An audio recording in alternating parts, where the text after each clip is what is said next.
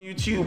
Good night, and welcome to Mindful Live 491. I am your host, your co-host Nathan Springer. Thank you for joining me today. It is presently 10:19 on the 1st of May. What? May the 1st is something special? May Day or something like that? What that's supposed to mean? What that says? I don't know. Once you're on the inside, though, make sure you hit that like button, double tap the screen out there on TikTok. That's how you hit the like button there. If you are viewing this on repeat over on YouTube, do hit that like button, drop a comment, make sure you are subscribed if you are not yet subscribed. Occasionally, YouTube unsubscribes you, so just double check and make sure you hit that subscribe button. Leave a comment, throw in a thumbs up, throw in a little heart, you know. Just, let me know you're there. That kind of vibe. All right, let's see. It's a Thursday, and what we do on a Thursday is we talk. Like, we don't talk every other day, but yes, we talk on a Thursday. We're talking whichever issues jump up, whichever questions are asked, and you can feel free to join in over there on TikTok in the conversation. Politics has a morality of its own. Employee application day. Yes, politics does have a morality of its own. What I was saying to the Attorney General pick, though, is the partnership, the UNC, in 2010, campaigned on the mantra that Mr. Manning, then Prime Minister, was a dictator. The right-hand man of that said dictator was this Attorney General. The Attorney General is the second member of cabinet. This is a man that Mr. Manning picked, and then when he felt like things were getting sticky, he picked him back again. Okay. If you really were of the view that Mr. Manning was a dictator, would you want a dictator's right-hand man as your right-hand man?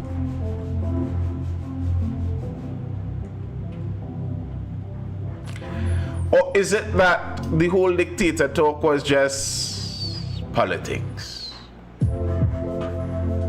I ask as if I don't know. Any questions, any comments on the inside? Anyone want to jump in and say hi? Tell me what's up. Be sure do hit that like button over there on TikTok. Get those likes pumping. Hey.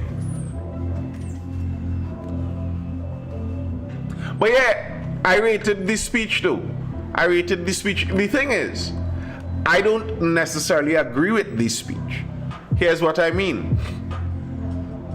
I don't necessarily agree that the job of the government is to love the people. You says I know about how the internal politics of the USA parties than I know of the PNM and UNC. Why is that? Because the PNM and UNC are basically private corporations that run on their own rules. And unless you are a member of each party, you won't necessarily know the internal rules and running of it. Oh, fire flame! Wasn't there a vote of no confidence by the Law Association which led to his resignation? That new Attorney General has quite a few question marks hanging over him. What do you think about the EBC lack of overall results? I don't know. The preliminary results are there. I don't know. I don't know what to think about the lack of overall results. To be honest, I don't know how much of an anomaly it is. I don't know what the usual time is for such things. However, I don't buy the suggestion by many that the EBC is tainted. I just don't buy that.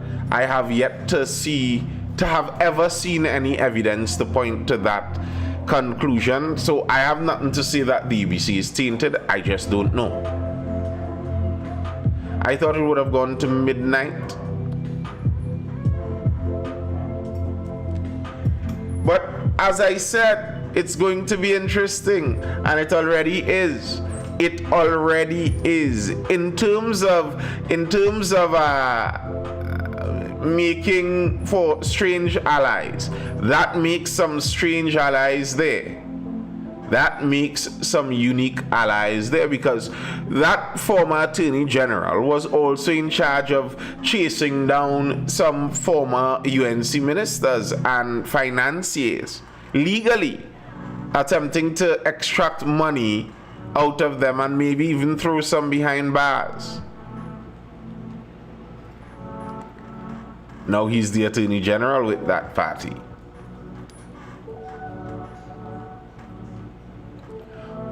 Did he think he was wrong to try to chase them before legally? Or does it just not matter to him? The victory came too early. What do you mean the victory came too early? PNM decided to lose the election to rebuild the camp around a new political leader is how it's looking. They could try.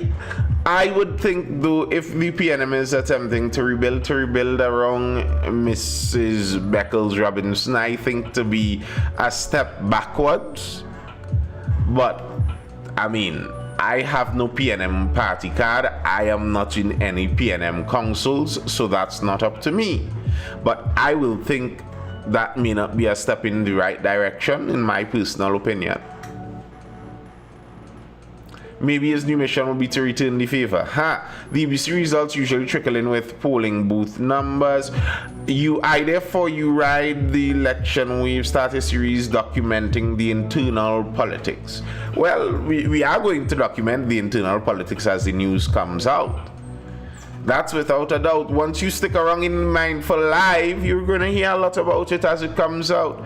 We're not going to run away from that for sure. It's going to be interesting. I saw some people taking bets on how long they think one Mr. Philip and the Prime Minister will last before there's a falling out. I think the Prime Minister has a basket of snakes.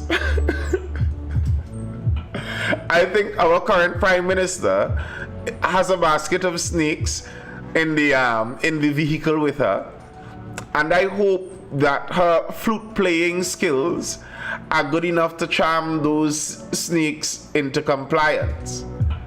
Good luck to the Prime Minister on keeping those snakes at bay. Good luck, because some of those snakes look very ferocious and very vicious. What do you think about San Fernando West controversy? What controversy there is? Tactics and strategies? Well, you're going to need a lot of those. What controversy there is? Sorry. I don't know. You'd have to inform me of the controversy before I answer that. Any further questions or comments on the inside? Anyone wants to jump in? Is UE and UTT not producing any young leaders? I'm sure they are. Munilal versus Alexander, time bomb. Well, in terms of the UNC, to me, as far as I could see, that's not even a question of who is the stronger one there. Mr. Munilal has a seat, I think Mr. Munilal has a PhD now, Dr. Munilal. He has a UNC safe seat. He has had that safe seat for a very long time. He keeps winning it. He is very likely going to be a high-ranking member of the cabinet. So, missing ballot boxes. Well, I didn't read up on that controversy. I don't know about it. But didn't the UNC win Sando West? Which one was it that the UNC won? Wasn't it San Fernando West the UNC won? Or is Sando East? Well, that sounds like something that may be more of a controversy. Because I know the Sando East is the one that seems to be in a bit more of contention. What's up, Abdul?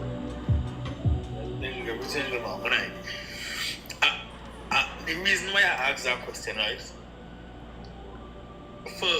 for political parties to keep just going in circles with older heads and none being brave enough to introduce young new blood into the party in leadership positions. They want to keep them in the background until they reach in the 50s and then want to get them a leadership position. It's not making sense to me. We have university graduates coming out yearly for decades now.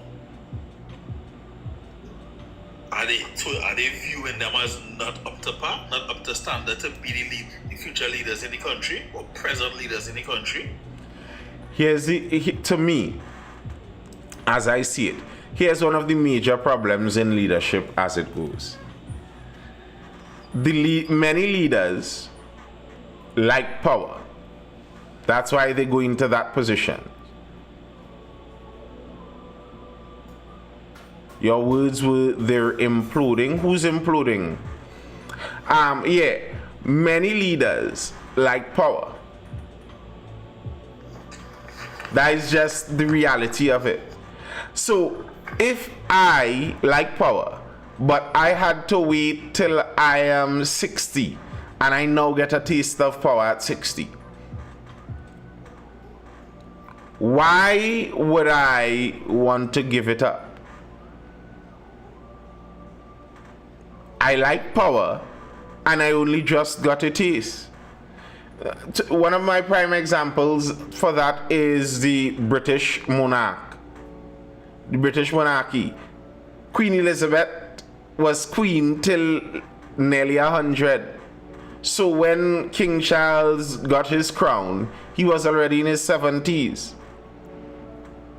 You think he is very interested in quickly giving up that crown to his son so that his son could get the monarchy in the prime of his life? Or wouldn't it be more likely that Charles will hold on to that throne or crown as long as he's alive, and probably if he stays alive long enough, drag it into his 90s so that his son would have to be in his 70s or something before he gets it? Because that's what he had to do to get it in the first place.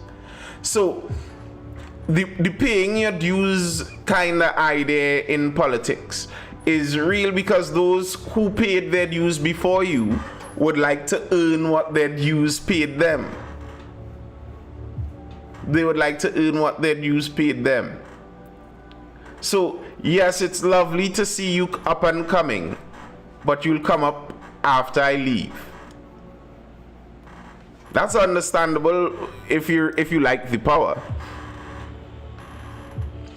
Who's imploding? That is a crazy cycle I had to break. Because Ms. Beckles, as much as I may like her, but what I'm saying is this. Let me go with the election trends we have in Trinidad and Tobago. 10, 15 PNM, 5 UNC or the coalition, then going back to PNM again, right? Let me see the cycle repeat itself. This is going to be a 5 years older Ms. Beckles now. At whatever age she is now, I'm not sure that is going to be a future PM. I agree. I honestly believe that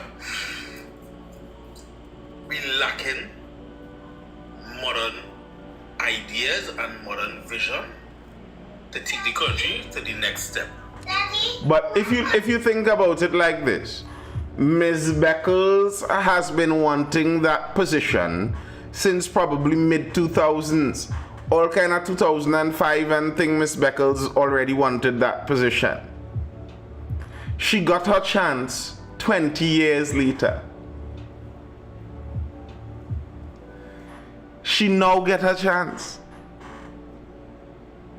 After so long, all these men squeezing her out, bypassing her, skipping the elections that she might have won, she now got the opportunity in 2025.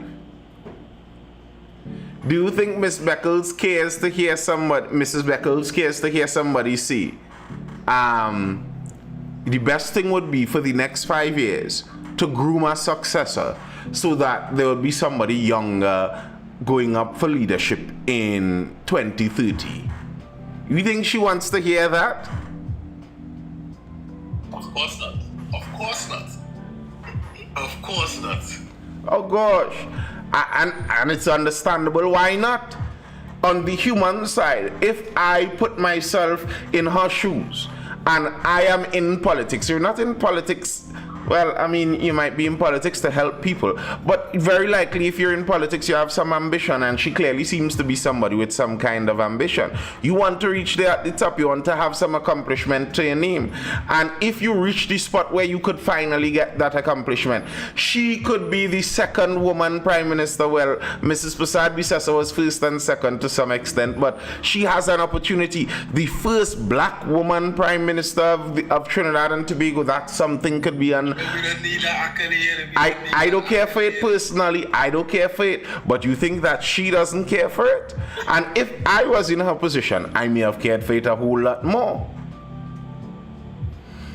All public servants should have the same retirement age. Here's the thing. I agree with the not wanting old people to rule us to some extent. To some extent. Because I think that leadership of a nation should have space for aged people because there's experience in age generally. But nonetheless, I understand that. However, the reason you don't put a whole lot of age requirements and forced stipulations on who the leader is, the requirements and the stipulations are decided by the voters. So the idea is, if you find someone is too old, then don't vote for them. And that's how we would get an age limit on it. But people still vote for who they like, and that's why we'd continue having ageable people inside there. I believe they should have a role to play. Every prime minister, every head of state has advisors. They all have advisors. Ensure that the experience they have and the knowledge they have, yes, be the advisors, be the technocrats, be honest, the experience is needed. But 2025 and 2030, I don't think we need heads of state who was alive, who see colonial rule. We don't need, I don't think the thinking should be from somebody who come out of the colonial era. You all think Mrs. Prasad Bisesa, I know it's very early, it's extremely early to wonder that, but you all think she would hang up her boots after this run? Or you feel she'd tackle again for even another 5 years? As long as she can stand up and walk, she run again. I think she may in fact run again, as long as she's healthy. But as citizen of this country, don't I have to retire at 60 to 65? Why is it not acceptable for the government as well? Well, if you think someone over 65 should not be in charge of the country, then vote accordingly. That's the thing. When it comes to a democratic job, you don't want to have things barring people from selecting who they want. The idea is you get to vote for the leader you want. And if you want an old person to be your leader, then you should be able to select that person. On the flip side, you run the risk of having a Justin Trudeau. Yeah, that's why I am not of the view that automatically young people means better leadership. I am not of that view at all. The reality that we all must face is that inevitably the young people will have to take over the reins of power. Inevitably. But I am not of the view that automatically younger is better. She will groom a successor for this 5 years. I doubt it. I doubt it. I don't feel it. Who do you think is the natural successor to Miss KPB? To Tanti Camps? Who do you think is the successor in the UNC to her? I don't think the successor in the UNC. Successor is somebody out of the UNC. Who? Michaela? I just see a success. I would put, honestly, Michaela is the only successor I see in there. Michaela Panda is the only successor I see in there. The rest of that UNC crew, I ain't really seen it with them. Jillian John is being poised in the background. Listen. Never. Listen. Listen. Tanti Jules has support from her ally Tanti Camps. But I don't think Tanti Jules is necessarily someone with a heaping lot of UNC internal support. I just don't think so necessarily.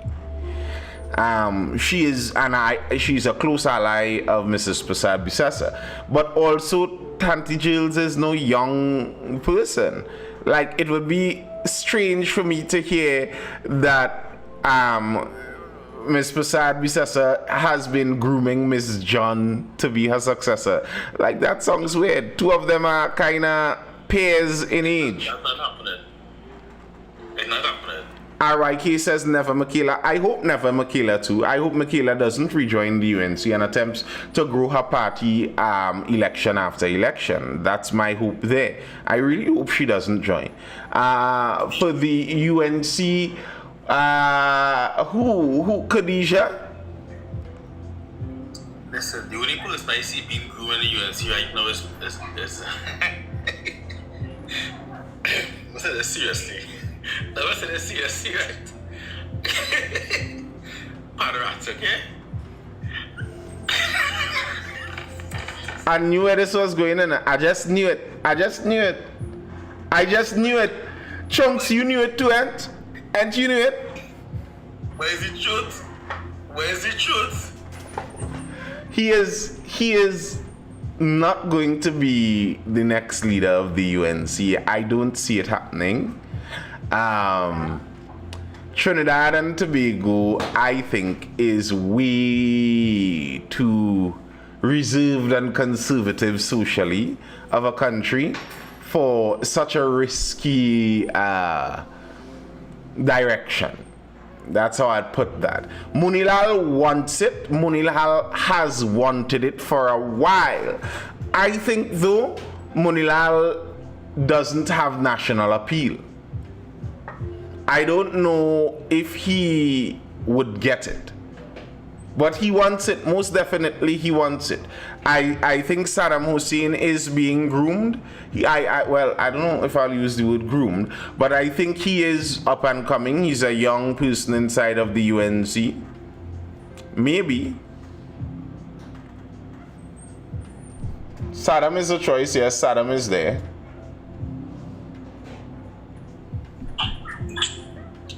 They need to get rid of Munilal.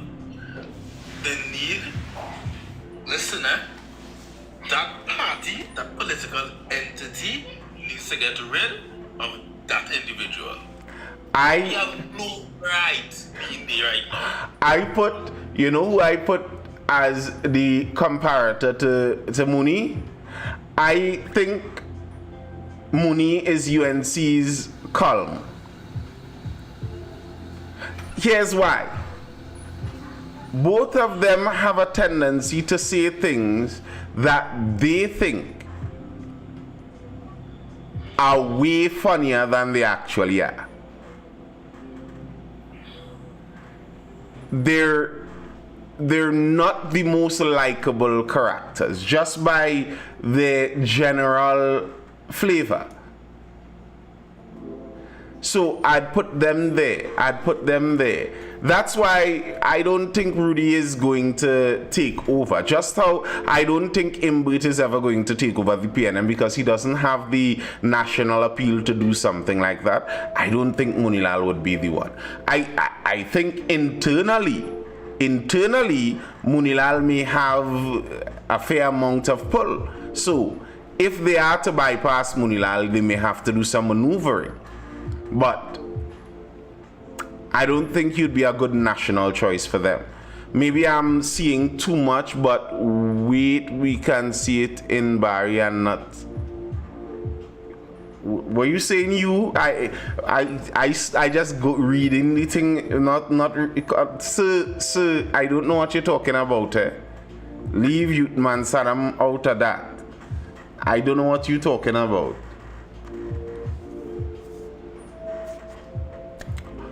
I thought I see Ronnie jump in. Rowley removed Colm as a deputy political leader as one of his last acts as political leader of PNM. Not just Colm, he removed Colm and Nyan Gatsby Dolly. And the thing is, as far as I know, I was seeing this last night, the general running of that party is that the executive in custom, the executive resigns once the party loses. Yeah, that is expected. That wasn't shocking to me. That was expected. You all still don't have a clue. Have a clue about what? Yeah. So, I suppose his revocation of the appointment was in keeping with that practice. And maybe there was some friction in them not wanting to do it voluntarily. So he forced it upon them. I don't know. But something like that.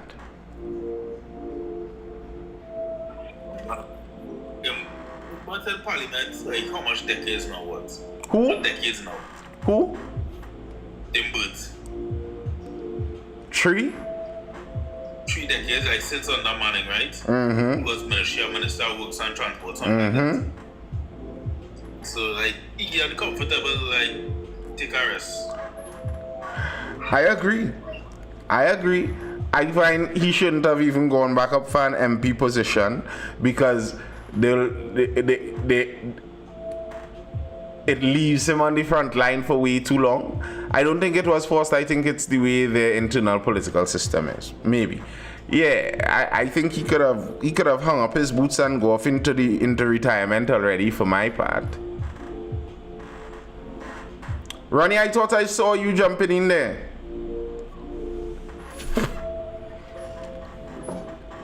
I heard Young don't support Penny. Party structure. Some of them names might be too strong with the public, but I mean it's in down the drain bar. They could work with it. At least try to build something around some kind of snap a young deputy leader or some kind of thing that can't be dealing with. Train them. Oh gosh. Don't shame you like that and don't shame you TT like that. Do that. I agree. Just get somebody in the wings there, training them up. I agree. I could see some people there for the PNM. There are some possibilities. Even on the younger side, there's Marvin. There are lots of people in that kind of 50 and under grouping in the PNM. There are lots of those, but the choice went with Penny thus far. I guess we will see when the PNM internal, the next PNM internal elections, I think, is going to be a very interesting one. It's going to be a very interesting one. Brian Manning, I think that's mostly the legacy talking, because when you hear Mr. Manning Jr. speak, he doesn't inspire a whole lot of confidence in his charisma. So I don't think so. Do you think so? Right? So this UNC administration, is it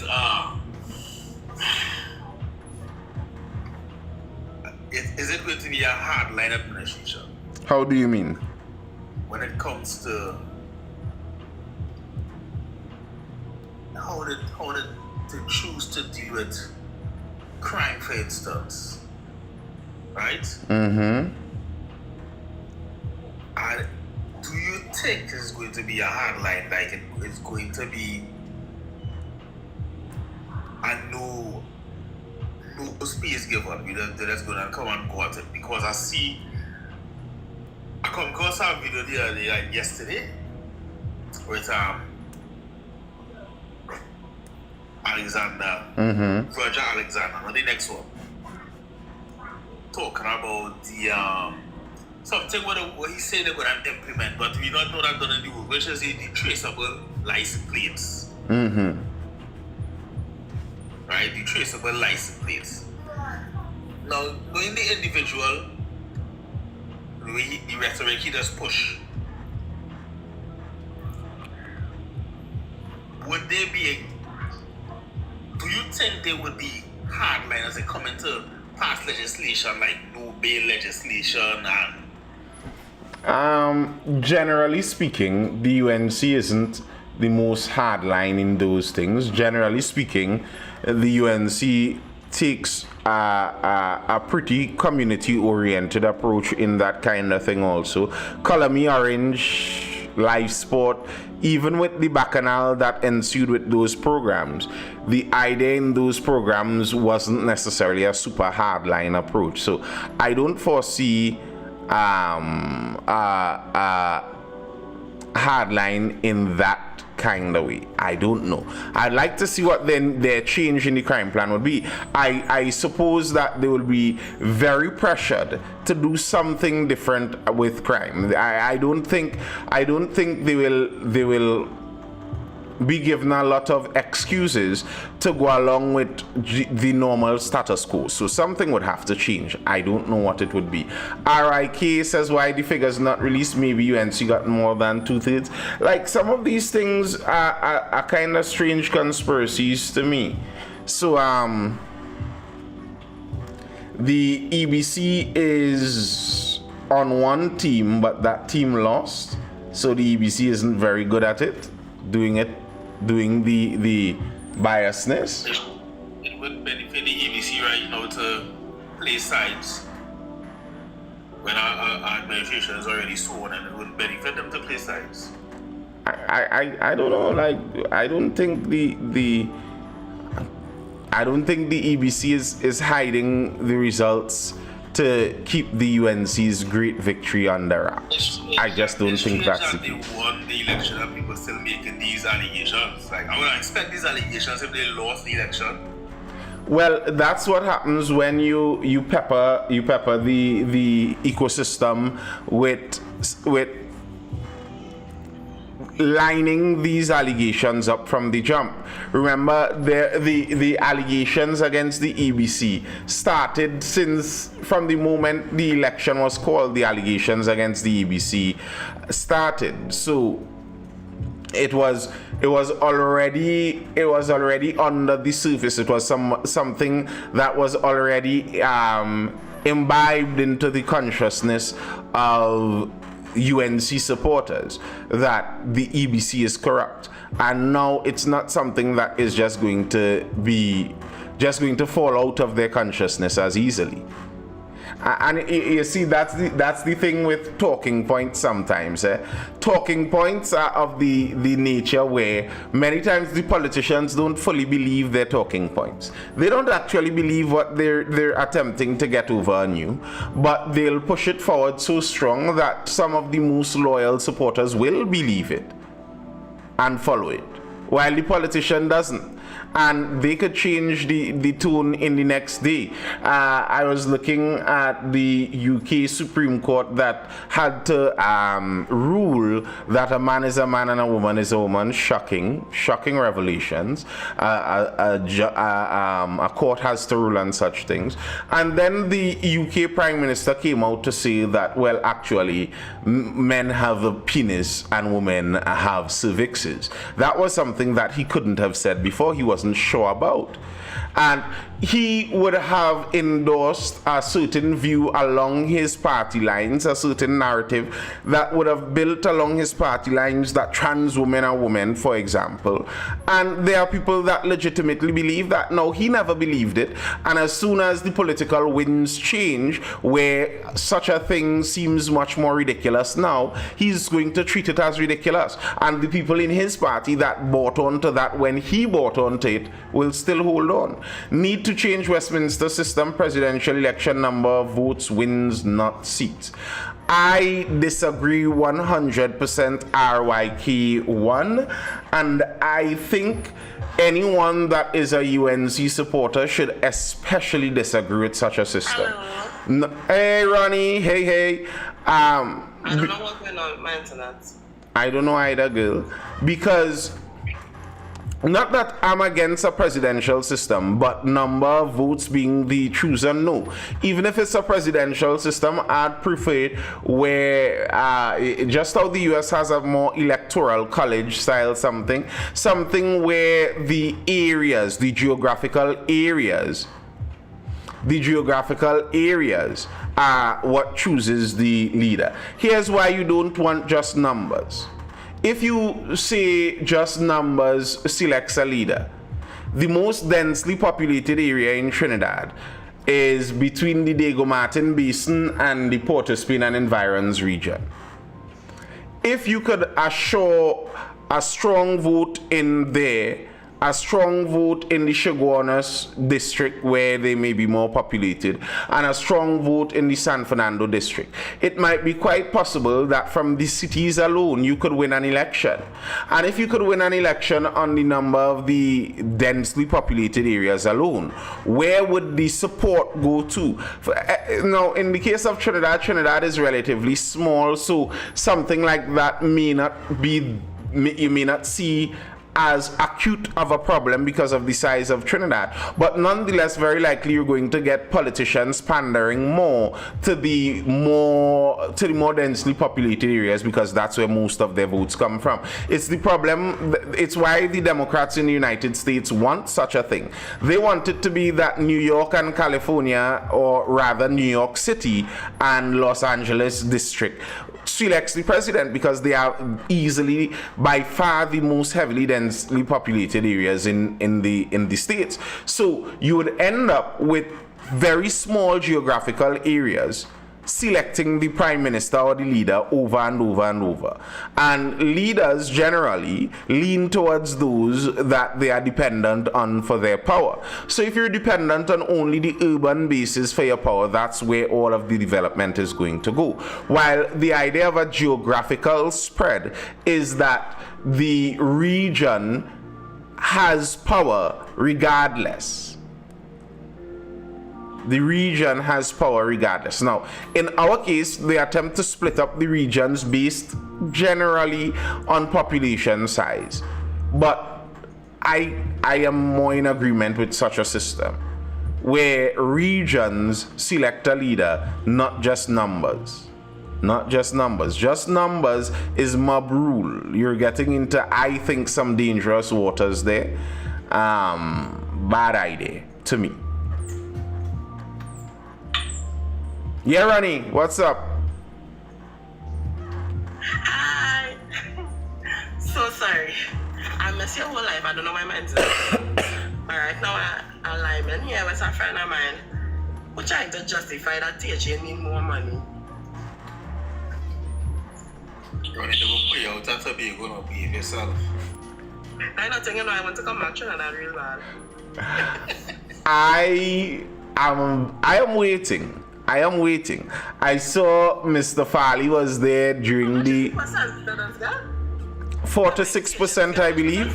4 to 6% is what I believe it is. Yeah, I am waiting to see the budget. Now, the thing is, personally, I know that the UNC would have made those promises. But personally, my personal view is I am okay with them breaking some of those monetary promises that they made out there. I am very okay with that. I wouldn't hold it against them. This first budget going to be live later. Santa Claus in tongue. We'll see. After that. Because you have to get the money at the end of the day. In order to do all the Santa Claus in tongue and all of that, you have to get the money. So we will see. Later that, listen to me. They're going to get back. Shell is going to get back that license. Shell is going to get back that license. There's no way whoever that billionaire is or the billionaires who own Shell ain't gonna line whoever lobby that line in Washington and not give back that license. Right? I know people do agree with it, but I 100% believe the timing of the revoking of that license was political. And I believe that's strong. That's real strong alliances. If that's the case, I did see Marco Rubio's statement, and it seems kind of favorable. Not kind of. It was favorable to Mrs. Prasad Visesa, but the chances are he may have made a very similar statement, regardless of who won. If it's the case that they were able to get a revocation on that Dragon Gas deal as a campaign favor, that's a lot of favor to get. That's a lot of favor. I don't know. What about a 4 years term, not 5? Nah. I don't mind a long term, you know. I don't mind a long term. It takes time to get things done and to get ideas in place. I don't actually mind that too much. We need a South African alliance. What do you mean by that? What do you mean a South African alliance? What does that suggest? So is this administration going to now not have any dealings with the Chinese? Why? Well, the slight undertone rhetoric was the PNM selling out everything, leasing everything, borrowing so much money from the Chinese, XYZ. So are they now not going to do any business with the Chinese government? I don't think that's possible. I don't think it's possible to not do business with the Chinese government. The position that we are in, I don't think it's something that you're just going to be able to remove yourself from. So, I don't think that's a thing that's going to happen. I don't think it's a thing where we're going to separate from China like that. We'll see. China is a good friend. I disagree. I don't think China is a good friend. I think China is opportunistic, and they're seeking their own interest, just as any other power would do. China is seeking China's interest. They're not seeking our interest. It would be interesting to me to see how the trade deals with China would go if indeed the US succeeds in what they're doing there, and they do cut down on that kind of dumping in the market that China does. If it's going to be the case that we're going to see some dumping in our market by China here too. China, this trade imbroglio that is currently going on, we haven't seen the true effects of it yet. I think the real effects are still in the pipeline, on the way coming towards us, and they may not necessarily be as expected as we might think. It may not necessarily be that prices will surge and inflation will skyrocket. It may be a glut of Chinese goods all of a sudden starting to pop up on our market, and they may be very cheap too. What are we going to do about that if that's the case? So we will see. They have a lot of negotiation to do. That's why I said I'm very keen to see. I was very keen to see who the Attorney General was going to be. That came and went. I'm keen to see the Foreign Affairs Minister and the Trade Minister and the CARICOM Affairs Minister, if they will have a CARICOM Affairs. But that kind of diplomacy branch of governance, I'm interested to see who they're going to put into that position, because currently the state of the world, there's a lot of diplomacy that needs to happen. Local businesses only want to buy China. There are other countries with good products and prices. Well, if you're a business only seeking your bottom line and China has the cheapest goods, why won't you choose China? But the UNC has a lot of room to do some great things. Some of the things I comment about with the PNM in terms of the negative for a while now is, if you could remember 2010 to 2015, there was much more freedom in the import market.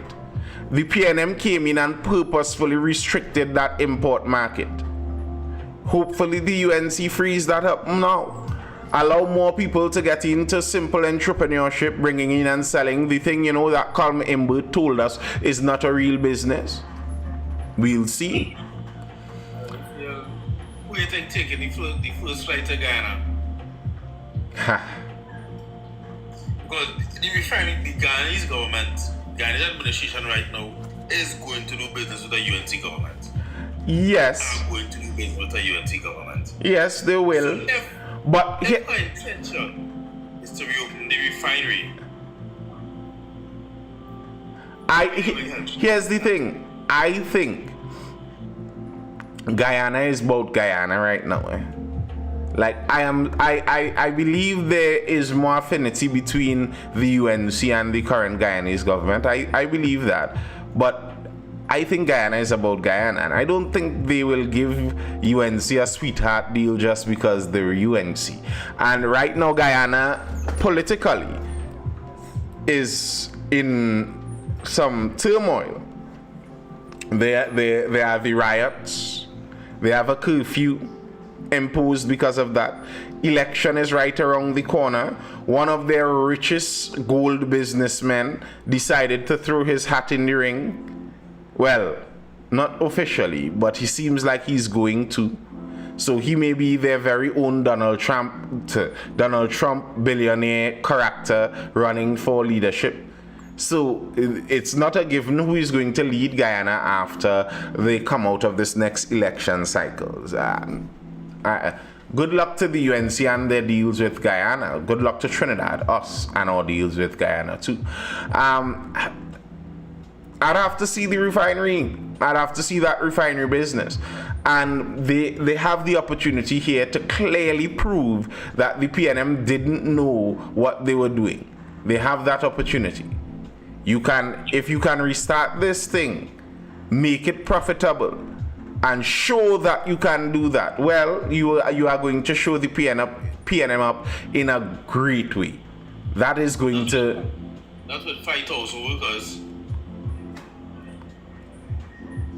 Not with 5,000 workers. We will see. We will see. But would they need to hire back? Well, not hire back, but what would be the hiring practice on that petrogen thing? They're going to have to open it back as a whole new... A whole new entity. My friend tried to jump in, like, we get, you know, another thing. We get. Well, but they don't have to hire. That's a whole new entity, you know, because you can't hire back, you can't bring back petrogen. They could reopen the company by name.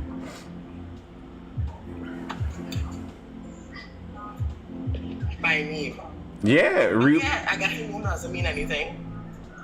But definitely the hiring practice is gonna have to change. Lots of things are gonna have to change.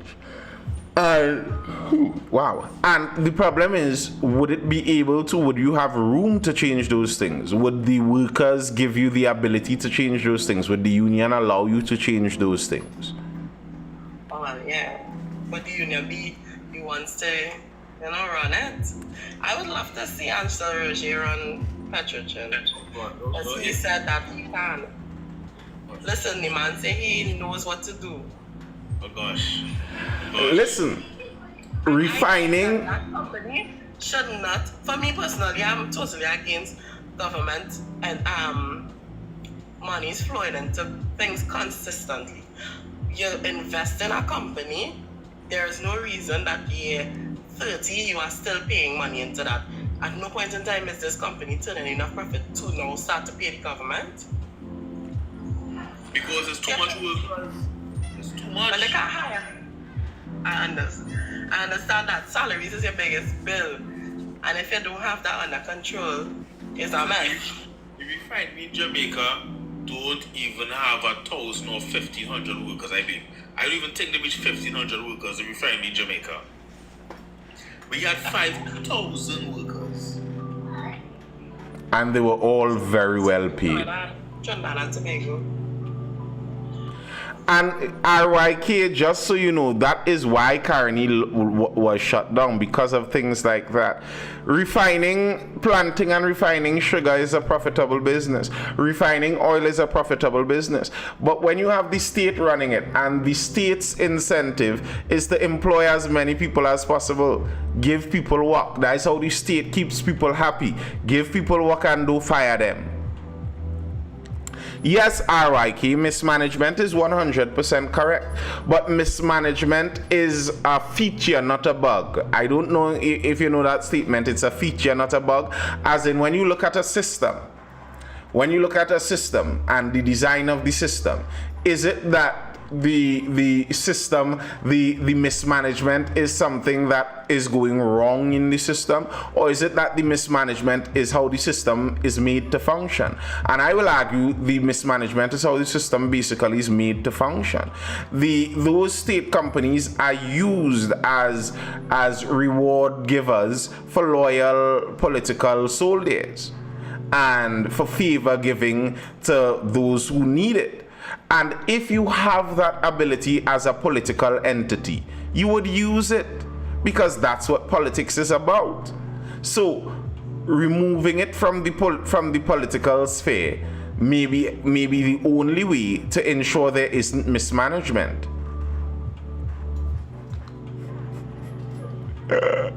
Removing it from the political sphere may be exactly how you ensure there isn't mismanagement. No money, no additional money from the government. Investment alone, run it for yourself. Turn your profit and pay employees from your profit. Putting Roger to run the refinery is better. You say, listen, Roger, we gave you 5 years and we will close it down for you again.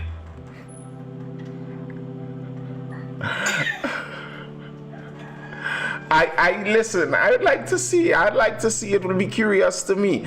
I doubt it. But next thing the man is a business whiz. True, that's why Wassa and T-Tech needs privatization. I don't know about that one. I don't know about the utilities being private, especially on a country our size. Privatization works when there's competition, really and truly. I want to see. How come as we alone having this? How come as we alone having this issue? We can't get a refinery to run efficiently and make a profit. What, something wrong? How come? Better to go over Saudi or UAE. One of them are hire a former refinery CEO and bring them here to run the refinery. We have too much. A major problem with our refinery is it was over 100 years old. That is why. That's the major problem with our refinery was it was very old. You wouldn't make the money. So they would get you out ASAP. So the problem with it being so old is, in order to keep up with modern day refining standards, we had to do massive projects. And anytime you reach to the project area, poor thing with government. That ain't gonna work out too well. And but you know, go ahead. You know, during the shutdown, work was going on in the refinery. When I mean work, I mean upgrading work and maintenance was taking place in the refinery while it was shut down. Well, they had to do that in order to get somebody, a company willing to invest, because nobody's willing to invest in unmaintained and unupgraded infrastructure. They had to do it. And the thing was being spent. The thing is, though, it's not just in that. Remember, we couldn't keep Carney 1975 Limited running either. We couldn't do that either, for a similar reason: mismanagement that kept sucking money out of it. I see somebody talking about the supply of crude. It have no shortage of crude. Raw crude oil could be purchased. Guyana right there, we could purchase raw crude oil from Guyana. Right? And to top it off, Trinidad has deep water wells that have been proven wells that have not yet been operated on. There's one well in particular, there's an estimated 2 billion barrels of crude oil. The problem is, the well in the Gulf is heavy crude. It's not the high value sweet Brent what is we talking about, it's heavy crude. And it's deep water. Deep water means more money has to be invested to get the resources out of the ground. Well, maybe the UNC would be the party to do that. Maybe they have the ideas on how exactly to do those things. Every year, Carney was purposefully making less tons than it was capable of. Carney 1975 Limited was bound to bust on all sides. That every level of Carney had enormous levels of theft and fraud and mismanagement at every level, from the ground go straight to the top. So it's not necessarily like it was one political party with one specific minister of works or one specific minister of finance that really killed that. No, it was the culture that was inculcated in state-run enterprises.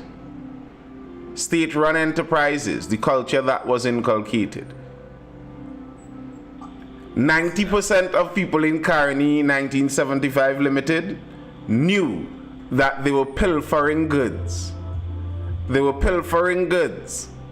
There were people running side companies off of pilfered goods from Carney. Listen, the gravy train from if it had social media back in the days of Carney, people would have cried. Listen, the one time the state enterprises, sure, but they need to have it in a set up in a way that the state is not just being a bankroll for bailouts. This is how it needs to be set up.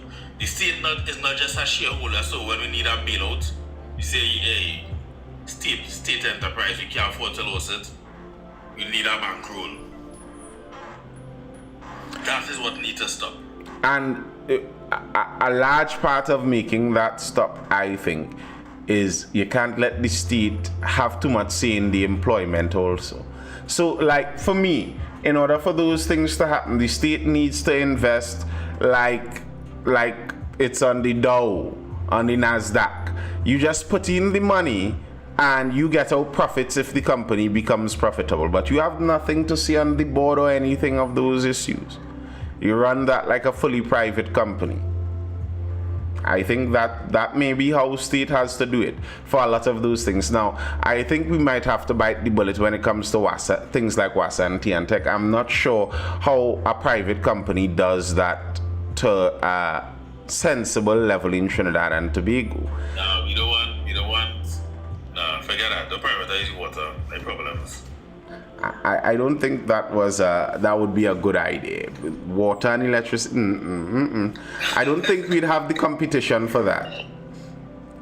More than one private water company in Trinidad and Tobago. Do we have the space for that? As in the consumers for that? I don't know. I think not. I think, generally speaking, I know WASA and TNTech, we pay a cost for it because it's a state-run company after all.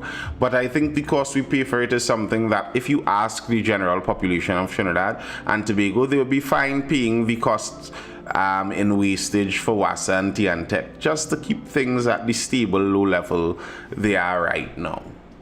I think we'd be very okay with that. You all know how I feel about WASA and TNTech.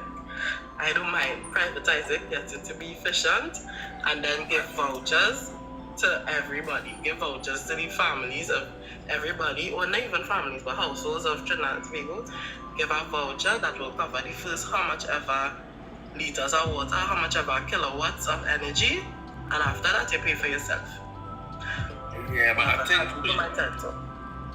think Trinidad too small for the private water venture because I watched some documentaries with some companies, and one of them particular companies already operating in Trinidad when they come to the waterize the big island countries. Yeah, I don't see that ending well. But you understand what I'm saying, right? Yeah, I understand what you're saying. Here's my issue with the voucher. Here's my issue with the voucher system, Rani. What you're doing then is assuring a private company that they're going to make money from the government. No, you're not ensuring it because you're only covering the persons how much ever water they use. Right. If they don't use any water, then they can't get money from it. Right. But it also ensures that the citizens not paying too much for their water. Right. So it's like you have a universal. So as much you do in a swimming pool, who not getting water 24 hours, they might need to come out of pocket much more. But people in Westmoreland should be paying much more water because they have 24/7 water versus me who might have water 3 days a week. Right. Okay, I understand that part. But the voucher you're talking about, that's state money, that's government money. From the moment you do that, what you're basically you're signaling to the private company is that you have this amount of sure money going to come in. Regardless of what you do, the state is going to pay you X amount of money. Now, what incentive structure is that going to do? Is it that any private company would be able to do that? If it's one private company and the state does that, isn't it then an incentive on that? Think of it as TCL. If the government promises to sponsor a certain amount of bags of cement for you, isn't TCL just going to keep hiking their price, being the only one there, as they're doing anyway? And then the government would have to just keep raising and raising that voucher, not so? Yeah, that wouldn't end well. Not at all. Nah. We don't want private entities owning the water. Well, okay. Nah. Too essential. I like a good Some privatizing. people can't even get it. Yeah, but okay, so let me say a private entity, right, come and buy on Wassa, right? Remember, Wassa owns all water. When I mean Wassa owns all water, the water what you running off your guttering from your roof belong to Wassa. Every drop of water belongs to Wassa. So now, the private entities, your river, if you have a stream in your yard, they own all of that. They can say what here what's going on. And Nestles, I will call the name, who've already functioned in Trinidad and Tobago already said water is not a human right. There's no conspiracy theory, you know. The man said that. So think about Nestles here with the government in Trinidad and Tobago want to privatize the water. Yeah, we had the money, we're gonna snatch that. And now they're telling you, well, here what's going on. You want $100 a gallon. Government can't tell them nothing, no. Government can't tell them what go charge it unless the government plan to subsidize it. Which is very likely what is going to have to happen. And then the government gets involved again. Can I ask you a question? Yeah. Sorry, I'm running out of the live. If I wanted to connect now, we said just now Wassa own all the water in the country, right? Mm-hmm. Can you break down, as a new person, if I purchase a property, I never had a Wassa bill in my name and I'm looking to build on it, whatever. How does Wassa operate with me if I'm looking to cause to get a connection? I mean, how does Wassa operate with you? Like, what would I need to do to get my water connected? Go into Wassa and request it. I know, but it's okay just now. I try to fight two people at the same time. I fight only on the life and I fight my friend in real life. So I in and out. When I clarify myself, I come back. If you don't want private companies, the public sector workers' mindset will remain. And I agree. And I don't like it, but I think it's a necessary thing as it stands. As much as I would like, there are some people who are anarchists. They believe that there should be no government. And I'm not talking about the anarchists as in the people who want chaos. I'm talking about people who believe in a governmental system excuse me, where there's no strong central government. Everybody deals on the basis of deals and agreements. And many people suggest that such a thing could work. Maybe, but I am closer to the view where I think there is a use for central government.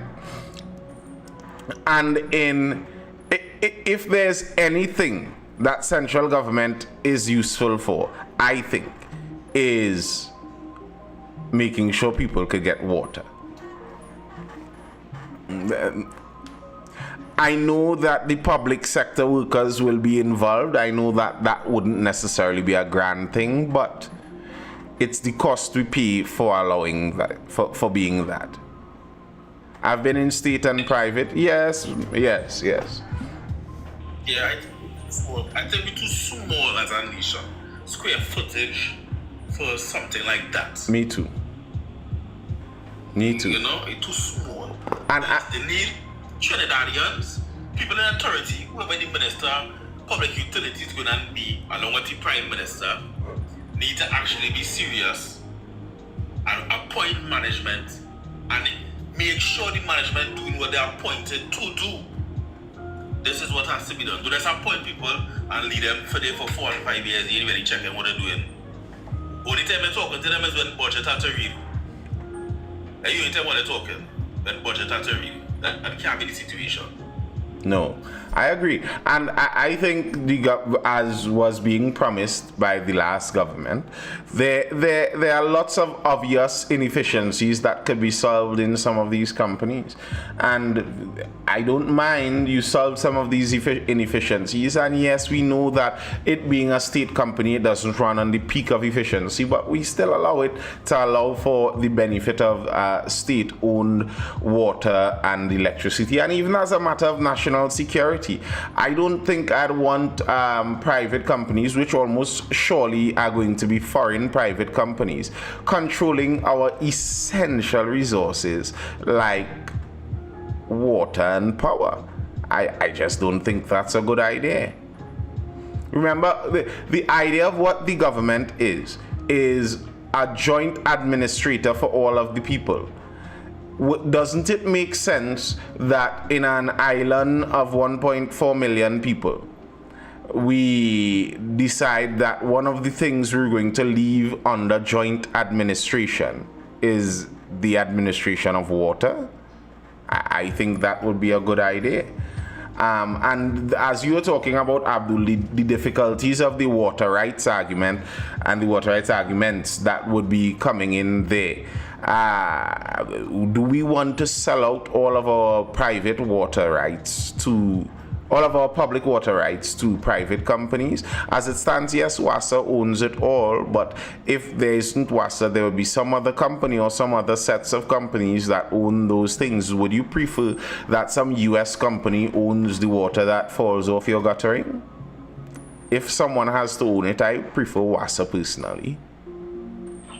You know, next thing you know, we are some container ships loading up with water shipping out.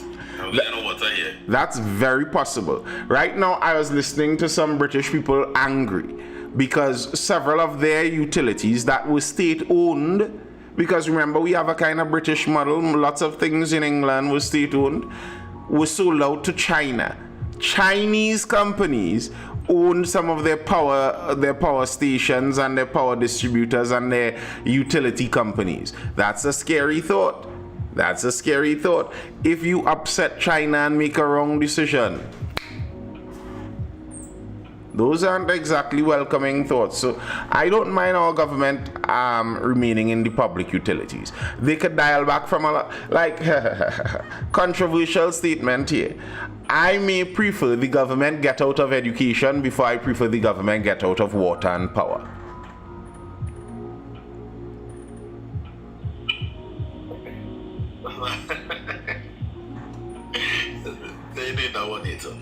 Let me repeat. I may prefer privatize the entire education system over privatizing water and power. I think the government has a more primary duty for utilities than for education of each individual child. I also think that education of each individual child doesn't even require government input like that. You may actually get better results from individuals deciding how to educate their children. While water and power, you're not getting that without a system built up.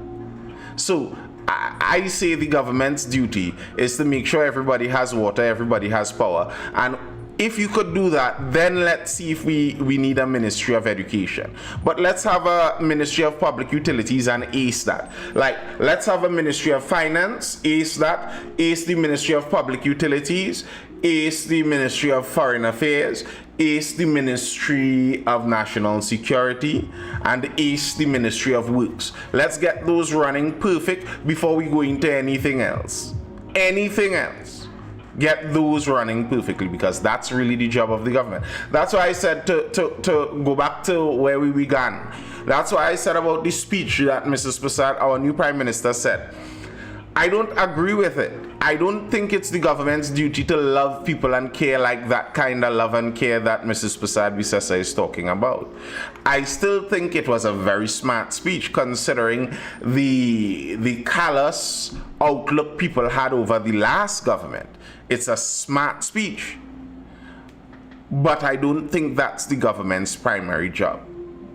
Because I just don't think that Mrs. Prasad Visesa is able to love me like my parents would love me. The love I need, that's my parents' job, not your job. Your job is to make sure the utilities work, that national security is good, that our infrastructure is well, that we're negotiating with our neighbors and allies and compatriots. That's your job. Even if you hate me while you're doing it, I'm fine with that. Just do your job.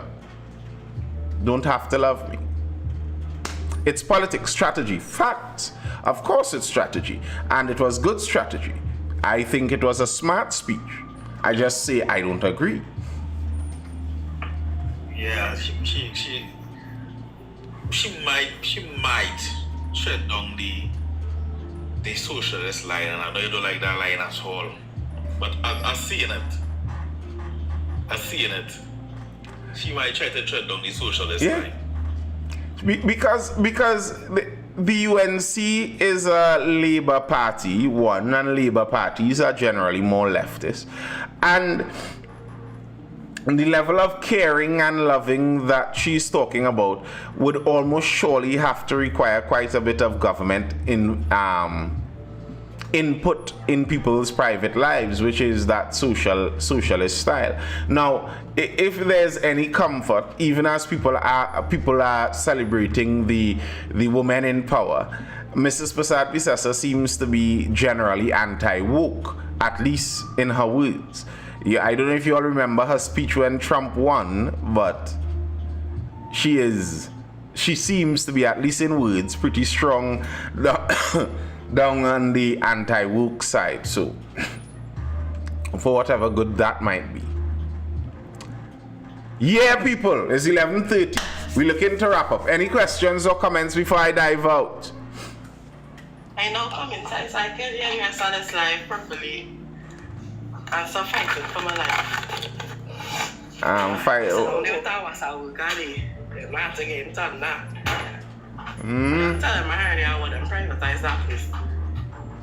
You and your wasa worker?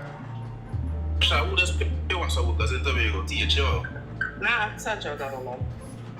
What? Excuse? Yes, it's under central government. It will be under public utilities. But the way finance is getting on it, I swear it's THO paying them. Watch now, THA does the amount of work central government is paying Tobago is crazy. It's like, well, they're getting so much percentage of the budget, and all you still have so much of the budget going towards salary, yet all they don't employ the majority. They don't pay police, they don't pay the hospital, they don't pay WASA, they don't pay TNTech, they don't pay TSTT. So when our salaries just go and start shipping, we'll be getting people that start 10 days. And I want people voting for.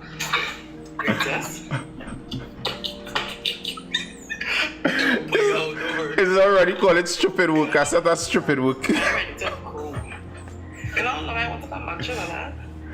And RYK, it's weekdays I'm on, bro. Not or sis, I don't know which one you are. It's weekdays I'm on, not on the weekends, unless it's something unique. Not impossible, but no, not this Saturday. But as a factor, I kind of agree with that. Me and Tobago. Doing this live and talking about Tobago issues, certain conclusions have been drawn to me. I have realized certain realizations when it comes to Tobago and how Tobagonians view the relationship between Trinidad and Tobago, and it's interesting. It's interesting. But yeah, here's the greatest. This is the reason why I tell them they should privatize. Them just be signing their rich dog and leaving for hours and hours and justifying that. Oh, that what the government had to do was the sense in living here. If you can't do that. But I confused. I didn't know that was what you're supposed to do. And I did the wrong thing. When do a man leave for hours, he's come and check you over? Nah, I don't encourage them thing, boy. You sure he not on the job all now? I don't mind a ride home every now and again, but not in my ears. Yes, you're the first. Ronnie likes. I can just drive to drop home. I think all women like those. I don't know. Probably because at that time there wasn't getting water for like real months. So I had to heat them. Bathing in buckets and thing. That was great, easy. Everybody need a tank and a pump setup. If you don't have that tank and a pump setup, I don't know what you even doing. I don't know how people out here be living just on waiting for Wassa to supply water through the pipes. I can't live with that kind of instability. They had a tank, but it's not working. I guess the pump is up work or something. Oh well, I don't care. understandable. But for me, I need that tank and pump life. I can't afford to just depend on what. How you mean I wake up this morning to come and make my coffee and go and take a bath and I have no water in my house? How you mean? How you mean? What a big man supposed to do about no. I can't live like that. I can't live like that. Why? Yeah, probably would. Why? And I love because the same thing that's if lines connected, why do no water that covered in the lines? Why? mismanagement. not greatly inefficient, which is why you need to privatize it so that it will work more efficiently. I'm gonna be working to pay Wassa. That is okay. At least you have the water. No. I don't solve that issue, you know. You get 2-3 big tank, a nice strong pump, and listen, the pump not even expensive anymore. Total jump in the market and you could get a whole pump for $900. You doesn't even know when water gone. I clueless. It's only if current go and I am affected, and by and large current doesn't go like that. So hey. Currently, how did T&Tech become so efficient and Wassa did not? Because you could get shocked. I was living in that area in the West later when current go and water gone, eh? Well, yeah, and now it does go well. Anyway, if you're on pump. Whoa, no. It's not supposed to look like that. Some water gone with it. That's strange. Because the I pump is don't always happen. they have no backup supply. I thought that used to happen. I thought that was a given. Nah, that was not given. That didn't happen by me. I don't grow up like that, man. Oh, you like Van Bad too, Ronnie? Yeah, H100s. Yeah, man. Put on a mattress in the tray and watch a movie and chill. Real nice vibes. On that note, people. Date night plans, anybody who's at age 100, yeah, mattress. Hello. It's on the back. When she say van, I think she talking Hilux and Navara and where's the Volkswagen one, and I didn't know you talking H100 with a mattress in the back. That is your pace. Tobagonians different out here. Wait. I don't know what mattress can fit in a Hilux. Well, I didn't know you're looking for that kind of mattress. No. You guys, date night plans. Listen, I'm not judging you, Ronnie, you don't have to justify yourself and your date nights.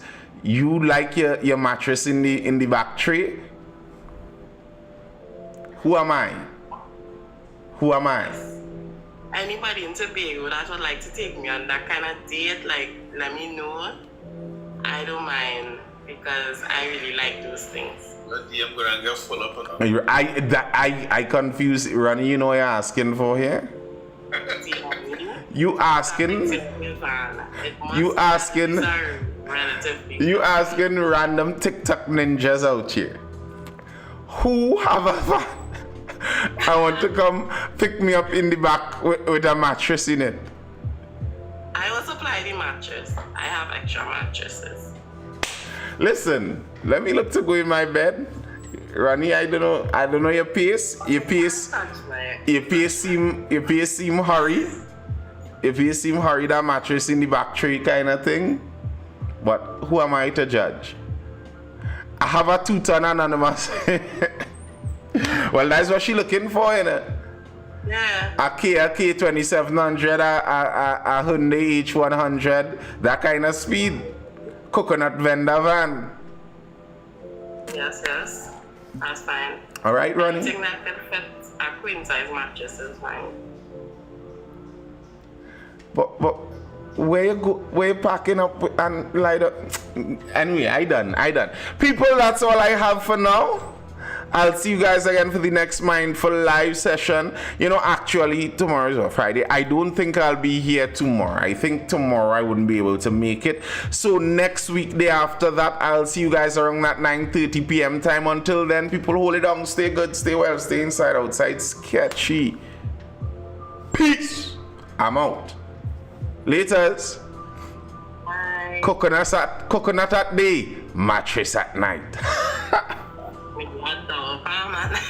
Hey, but why you need that if wow, just now, I didn't see y'all on YouTube here. Good night, Kareem. Oh, this man building so much double palm all over the place, so. Boy, that's a good question. Even Tobago got double palm the other day. Watch now. Yeah. Of course, yeah, we don't got to go. You can see one to the next one. And they're so close to one another too. Listen. It's like how much people jamming. What I will see is a motel like that is by and large a cash business. Cash businesses can be very useful if you are obscuring how much you're bringing in totality, because who knows how many people visited for today. I could see I pulled in 200,000 from my motel today. How would you know if it's true?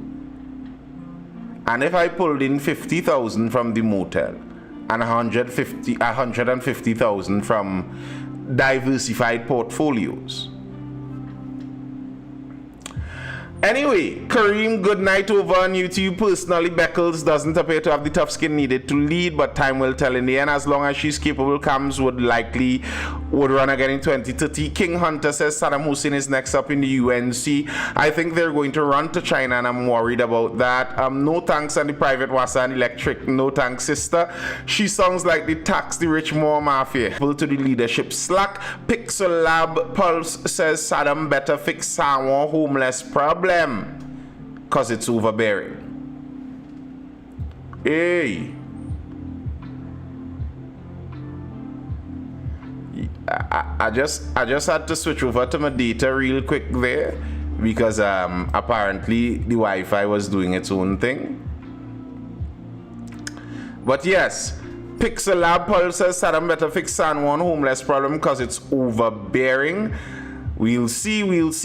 I hope for MPs to be more MP-ish. That's my hope for politics. Let our MPs be MP-ish. All right, people. Peace.